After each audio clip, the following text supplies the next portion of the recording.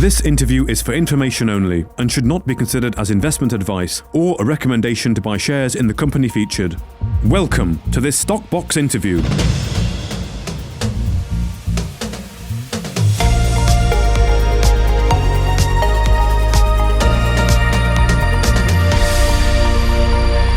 Joining us today is Robin Birchall, the CEO of Oscillate PLC. Good to be speaking to you, Robin, on some news here. First of all, how are you doing? Yeah, Mark, great, excellent. Very, very glad to get this out in the market. We've been working pretty hard on it, and as you can see in the background there, that was me on site a few weeks ago doing diligence. And it was hard to keep it really from leaking out into the market. Okay, well, let's just talk a bit about this. So it's a non-binding heads of terms you've signed with Kalahari Copper Limited to acquire 100% of the prospecting licenses for the Dal Sue prospect, as you say, behind you there in Botswana's KCB, Kalahari Copper Belt. So I know your strategy was to build a portfolio of copper and base metal projects. Why did this one fit the bill? Well, I mean, look, this is really tier one quality assets. We're quite lucky. It's a function of my experience and my knowledge and the context that I have, coupled with the management team and the board that we have, that somebody would actually consider allowing us to have such high quality assets. You know, these are not easy to get a hold of. They're very hard to get hold of. So yeah, I mean, just to get them is fantastic. This is one of the best jurisdictions in the world for mining in.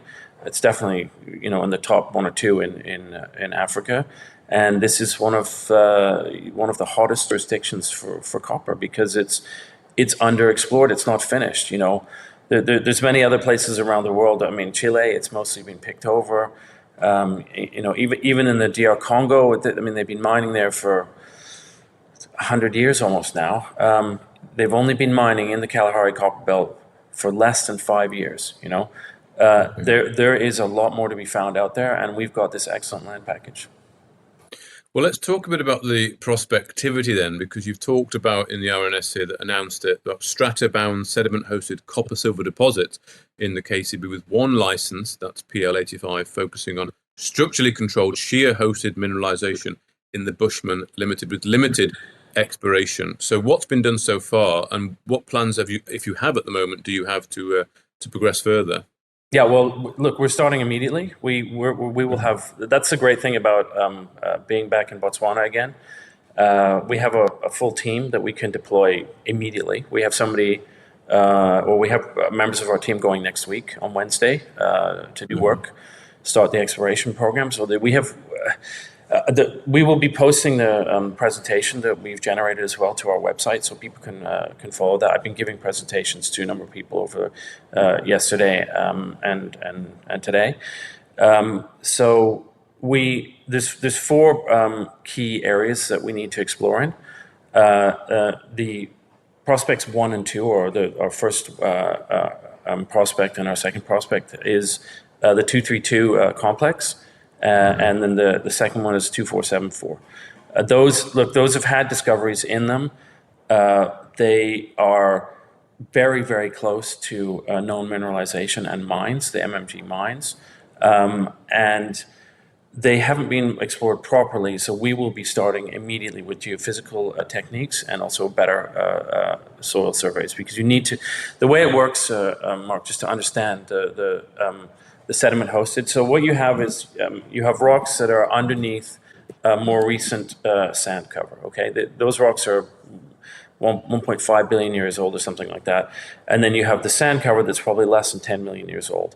And as the sand gradually covered the Proterozoic rocks, you have this small dissemination of copper, and so you get a cone. And it depends on how deep the sand is, but you get a cone like this. And inside the cone, you have a higher ppms of copper, and outside it, you have lower.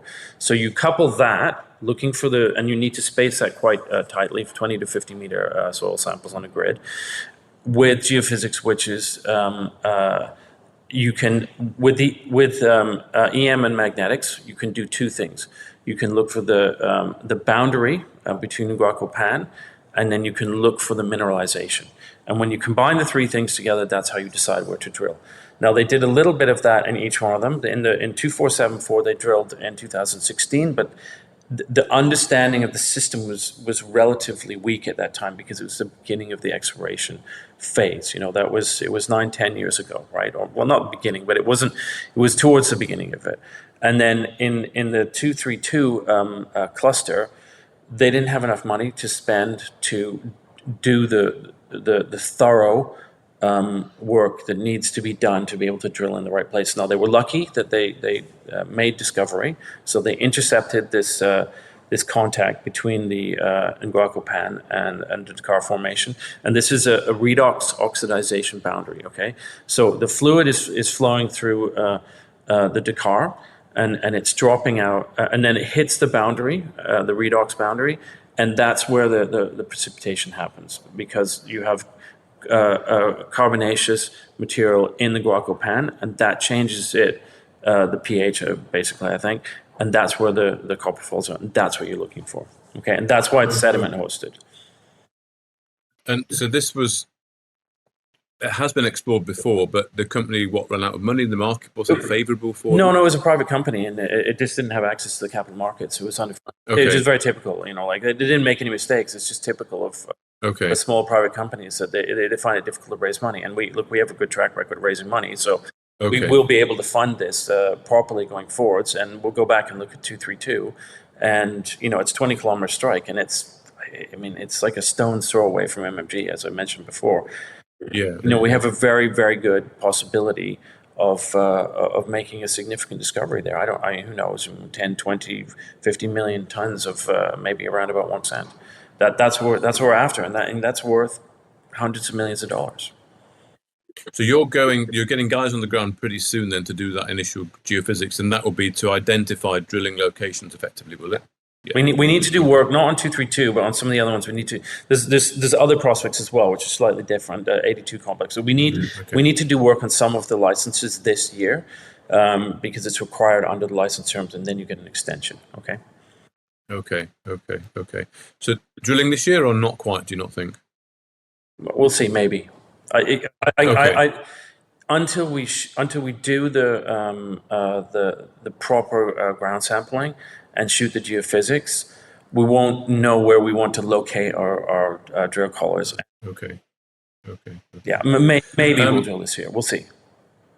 Sure. Okay. You mentioned MMG, so I mean, the whole area is active, isn't it? It's quite a hotspot, I understand. You've got MMG. That's they did their $1.9 billion acquisition of Coma Cow copper mine, and of course you've got Sandfire in the area as well with their Mothia production hub. But you've also got lots of other operators: Cobre, Belarox, Levavian Gold. They're all active in the KCB. BHP, of course, investing $25 million in Cobre's one of their projects there. So I mean, what's the whole area like? You say it's underexplored. It's not been looked at as much as other jurisdictions. There's a huge prospectivity to be had still here. Oh yeah, absolutely. I mean, there's only really the two operators, right? And there is going to be some change in the basin because probably Sandfire and MMG, they're coming to the end of the cycle of how long they can hold on to their licenses for, and Cobre is active in the basin as well, but. I don't want to speak ill of anybody, but we have very good land in the center of the fairway. I think what Cobra is doing is really interesting, exciting, and we like it. We're just going to copy what they're doing. We're going to look to see if you can on the flanks of the basin where we have some licenses as well, whether or not make the discovery and look at ISL, in situ leaching. And I spoke to. We have a technical consultant, luckily through my team, who has been active in this basin for 15 years. And I had a quick question because I understand how ISL works, but more for uranium. And I had a quick question with him about that, and he's like, "Yeah, absolutely, this is going to work for sure." We'll follow that up. But yeah, you're right. There's a lot of activity in the basin, but some of that land, part of that's because some of that land is going to come free, and we will, we'll continue to look selectively to add licenses to our key and core licenses because there's more good land there that has not had drill holes put in it yet. And is it all part of the same system? Have you got multiple systems? One single system that runs all the way. It's called the Hansi Chobe Belt, which runs from up in Chobe, which is in the north east down into the southwest, which is Hansi, and it's probably 600 kilometers long or something like that. And it does actually continue into Namibia. It's a similar system in Namibia, but it's slightly different because of the way the sand cover they have more superficial features at the edge of their basin as well. Okay, and you're looking really for this cone. That's the holy grail. Yeah. That's how you find it. That's how everybody finds it. You have to do this. Okay, yeah. You know, if you're like, that's what's nice for Cobre with $25 million. I mean, they can really do. They can almost sort of, you know, the big boy style, which is to cover an entire license with 50 meter spaced soils and then shoot regional. I mean, not like drop it down from regional geophysics to local geophysics, and really identify features on a kind of 10 to 100 meter scale. But how do you operate? You're sort of operating amongst giants here. I mean, do you have a game plan? I mean, would you look to make a discovery and then attract interest from some of these boys? How do you work in an environment where you've got these big boys with all that capital? Well, we just make a discovery and then see if they're interested. And if they're not, you just build it yourself. So there's no crowding out, that's for sure. I mean, there's plenty of drillers. I mean, look, Botswana, these are not, they're large companies, but they're not, De Beers. De Beers still drills more meters than anybody in the whole country. And the diamond guys, I know the diamond market's difficult at the moment, but the diamond guys really dominate the mining. This is a new, like, they're very excited about it, obviously, because diamonds are in trouble, and this is a good revenue generator for the government and employment. But they're still small relative to those guys. And, you know, I've worked in Botswana before, and there's multiple good drilling companies, and you just go out there and quote for it, and they'll mobilize and they'll do the drilling for you. Yeah, it's a very easy country to work in. Okay. Good. Well, it sounds like you're pretty pleased with it.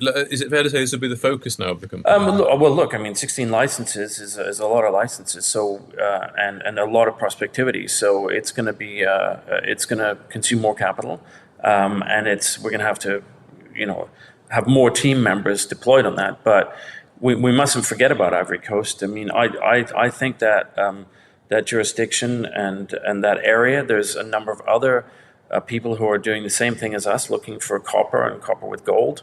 My personal view is that it's been a little bit technically not as well understood and a little bit overlooked because of all of the good gold in the greenstone. But these potential IOCG/porphyritic systems, there's going to be a discovery in the next 5 years here. It's going to be very, very large, and it's going to be transformational. And that's why Newmont's in the country in the JV with Awale. They went in there because they saw a large copper system, Gold Scepter, and we're looking for similar types of things. And so it's going to consume less time and less money, but we will continue to work on it. Okay. But just finally, Robin, I noticed in the terms of the RNS that you might be looking to migrate to a more senior stock exchange. So what can you say about that? I think I can speak about that. It's fine. You know, it's in the market what we're doing. So absolutely, we're kicking off the process right now. We've got no man and broker. We're going through their diligence process. We've been signed up through the names committee, and we've been speaking to the brokers. We need to get cracking on that. There's quite a lot of CPR work and accounting work that needs to be done. But this is a great time of the year to do it, July and August, when everybody's quieter and there's less deals and there's certainly less floats going on. So. We can get everybody running now to be ready for September. Okay, good. Well, Robin Birchall, the CEO of Oscillate PLC, thank you very much for your time. Excellent. Thank you very much, Mark. It's always a pleasure to speak to you. If you enjoyed this interview, then give us a thumbs up, a like, or a retweet. Subscribe to us on YouTube or follow us on Twitter, and hit that notification bell to be the first to know when we release new content. There's loads of great content on our website too, across all our programs at stockboxmedia.com. Thank you for watching.